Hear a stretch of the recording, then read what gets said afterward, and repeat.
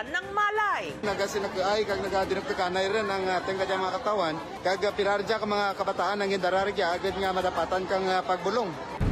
Ganito ang estado ng daan-daang mga estudyante na isinugod kamakailan sa Ramon Maza Senior Memorial District Hospital sa bayan ng Sibalom sa Antique.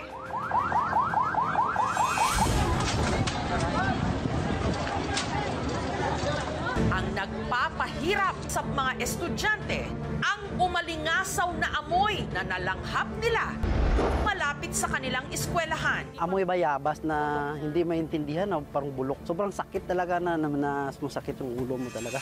Hinga ng malalim dahil tutukuyin natin kung ano ang misteryosong nakamamatay na amoy.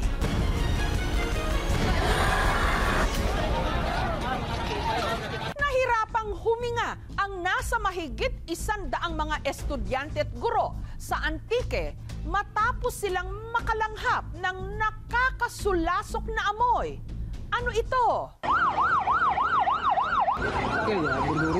Umaga nitong Miyerkules, wala na halos tigil ang pag-alingaw-ngaw ng mga ambulansya na papasok sa magkalapit na Pisanan National High School at Pisanan Central School. So dyan ang mga ambulansya nga nakapagtubalik.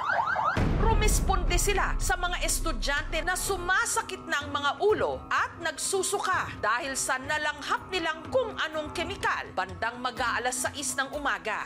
Una, ipinagsawalang bahala lang nila ito. Nang umangat ng araw at lumakas na ang hangin, doon na talaga naramdaman na buong campus na ang merong amoy at nag-i-intense. Tumawag agad kami ng EMS para mag-respond. Ang tricycle driver na si Rodel na namamasada nung mga oras na yon, nabahala lalo't nasa loob ng campus ang kanyang anak na si Eliza. Tinawagan ko yung anak ko, hindi na sinasagot, kaya pinuntahan ko sa loob ng paralan. Dito na raw tumambad sa kanya ang mga nahimatay na estudyante, kabilang na nga ang anak niyang si Eliza na isinusugod na sa pagamutan ng mga rumesponding rescuer. Hinahabol na yung hininga niya, tapos yung mga kamay niya parang nininigas na. Mas dumami pa ang nakaramdam ng pagkahilo, kaya ang ilang mga estudyante tumulong na rin sa pag-alalay sa kanilang mga kaklase, kabilang na ang grade 12 na si Althea. Si Althea sumama pa sa paghatid sa mga biktima sa ospital. Pero maya-maya lang, siya naman ang nahirapan ng huminga. Umabot pa sa puntong kinailangan siyang ilipat sa mas malaking ospital. Kitang-kita kung paano niya hinahabol ang kanyang paghinga. Ang ina ni Althea na si Jonella agad sumugod sa ospital nung nabalitaan ang nangyari sa kanyang anak. Taranta na, ma'am. Kasi ano na yan nangyari. Nakita ko lumalaban siya. Hirap na hirap siya. Sabihan ko lang siya na laban lang.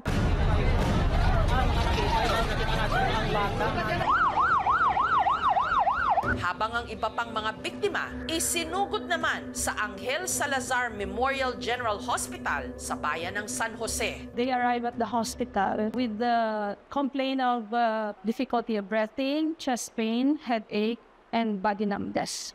Dahil sa insidente, agad sinuspinde ang klase. Pero ang 13 anyos na si Christine at ang kanyang pinsan, hindi pa man nakakarating sa kanilang bahay. Sumama na rin ang mga pakiramdam. Sakit na gano'n, Tang? Hirap na gano'n, Ang mga rumisponde sa kanilang mga residente, pinahiran sila ng liniment oil. Itinakbo na rin sila sa ospital. Umiyak ako, sabi ko, ano kaya nangyari sa anak ko? Pumunta kami ng ospital doon, kunadatna na wala siyang malay. Marami pa raw ibang mga estudyante na nakaramdam ng kaparehong delayed reaction sa nalanghap na amoy. Kaya ang mga ambulansya sumugod na sa mga kalsada, pati na sa mga bahay ng mga biktima. Nagulat din tayo na parang may recurrence ng effect. Umabot sa mahigit 300 mga estudyanteng isinugod sa ospital. Pero ano nga ba ang masangsang na amoy na kanilang nalanghap? Hinala ng ilang residente ang deadly chemical. Parang pesticide. Grabe talaga yung amoy. Parang hindi makaya na. At ang ang itinuturong pinanggalingan di umano ng amoy ang palayang ito na 1.5 kilometro lang ang layo mula sa dalawang eskwelahan. Pagmamayari ng magsasakang Silyon. 6:45 nga aman nga pag-umpisa gid. Kana ginanura ka dealer kana kaya mo gamitin. Testingan talang dya. Pero giit niya, malabong ito raw ang dahilan kung bakit na ospital ang mga bata. Pag plasta na kaya umako, umpisa na dya, astalan doon sa kabila. Ayaw na. Maging siya raw mismo, direktang naamoy ang ginamit niyang pesticide. Bali amura, kung epekto may kalaman ng yung bulong ang gigamit ko, dapat una kami, naura kami manmako na batagan. Kaya mo gusto ko mga manan ang diangang katabo.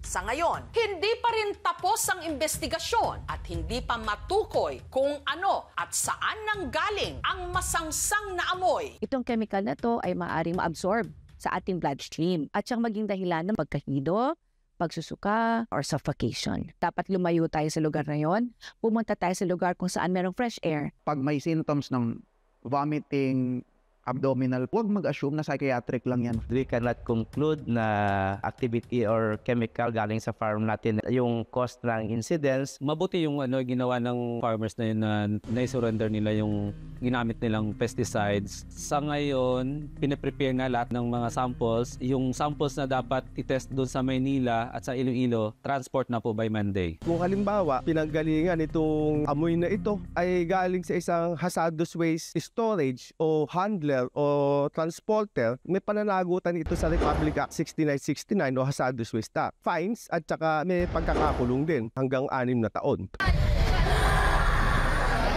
Ang ipinagpapasalamat na lang ng pamunuan ng mga eskwelahan, maayos na ang lagay ng kanilang mga estudyante. Na-discharge na rin daw sa ospital ang karamihan sa kanila. Walang babayarin yung mga biktima, yung mga babayarin sa hospital, sagot na po nila. Si Althea na isa sa pinakanahirapang huminga. Ligtas na. Masaya ako kasi ang anak ko nakasurvive. Gusto ko mag-arayad ang mga estudyante tanan sa ospital para makabalik sila sa mga pamilyada rin, para maka-eskwela rin kami. Sa isang lugar na dapat ligtas, biglang sumingaw ang panganib. Pero sa ganitong mga insidente, ang mahalaga, handa tayo. Alerto. At may sapat na kakayahan para rumisponde bago pa tuluyang may malagutan ng hininga.